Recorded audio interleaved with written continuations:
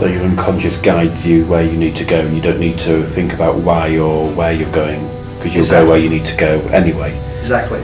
So metaphors are very powerful. So going back to your first question about Shak, what we do is we bombard a person with metaphors, which means you don't need any hypnotic skills. You don't need to be a hypnotist to use the Shak treatment.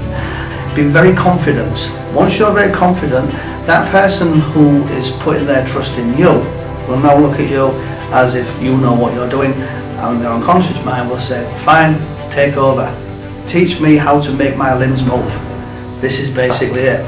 So then we use metaphors. The metaphor will be shown a bit later on this particular DVD, so I won't use that metaphor now, but we use metaphors which help to stimulate the mind. The Shak treatment is very powerful because it teaches you something you never thought of. Now you can go to physio as much as you like, keep going to physio if you feel you still need to go to physio, even after the Shak, because you've still got a lot of wasted muscle tissue, so it still needs to get up to par. The only difference being is that you feel more in control of your limbs. So this is why Shak is so powerful. So Shak is like, instead of being a treatment as in you are treating the patient, what you're actually doing is showing the patient how to heal themselves using unconscious suggestion.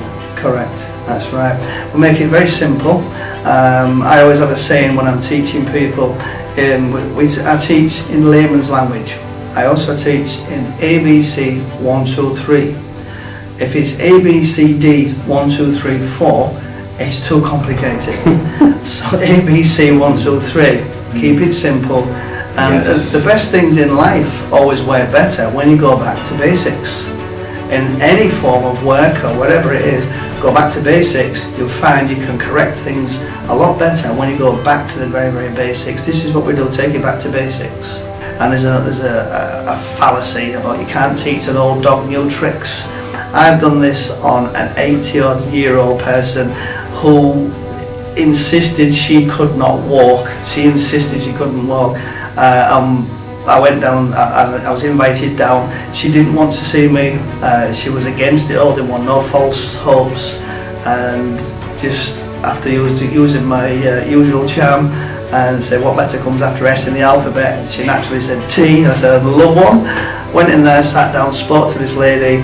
I talk very fast, which you need to do. The unconscious mind likes to be stimulated with speed. It likes to take things in very, very fast. Right. So you need to learn to speak fast. Within the space of half a cup of tea, this lady stood up, held onto a Zimmer frame, which she still needs with the vertigo. She still needs it. Her son-in-law was sat watching. She got on the Zimmer frame and walked straight away to the kitchen. Son-in-law was very impressed because apparently she couldn't even put one foot in front of the other prior to me going to the house. So there's a big step for her. All she can do then from then on is improve. All we've done is taken away these mental blockages that she had using the Shak treatment.